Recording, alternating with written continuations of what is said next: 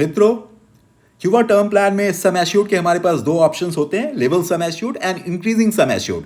यदि हम level sum assured के विकल्प का चयन करते हैं तो हमारा जो कवरेज होता है, जिसे हम यहाँ पर absolute amount assured to be paid on death कहते हैं, वह कांस्टेंट रहता है, स्थिर रहता है पूरे पॉलिसी टर्म तक। जो बेसिक सम एश्योर्ड है उसके बराबर, जो हमने शुरू में सम एश्योर्ड तय किया था, उस सम एश्योर्ड के बराबर पूरे पॉलिसी टर्म तक स्थिर बना हुआ रहता है, कांस्टेंट रहता है। वहीं यदि हम इंक्रीजिंग सम एश्योर्ड वाले ऑप्शन का चयन करते हैं तो फिर हमारा जो absolute amount assured to be paid on death या कवरेज कह सकते हैं, वह पहले 5 वर्ष तक तो स्थिर रहता है, लेकिन छठे वर्ष से लेकर उसमें एक ग्रोथ, एक इंक्रीज शुरू होता है।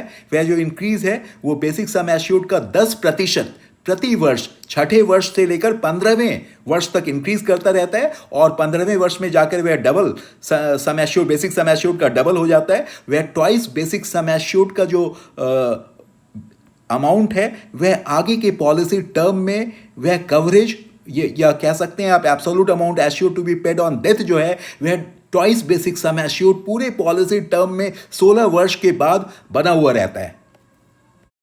मित्रों, युवा टर्म प्लान में minimum age at entry 18 years है, maximum age at entry 45 years है, यानी 18 वर्ष से 45 वर्ष तक का कोई भी व्यक्ति इस प्लान को अवेल कर सकते हैं। और minimum age at maturity 33 years है, maximum age at maturity 75 years है। अधिकतम 75 वर्ष की आयु तक आप कवरेज को रख सकते हैं, यानी 45 वर्ष का कोई व्यक्ति है तो अधिकतम वो 30 वर्ष की पॉलिसी टर्म रख सकता है। आपकी पॉलिसी 75 वर्ष या उससे पहले मैच्योर हो जानी चाहिए।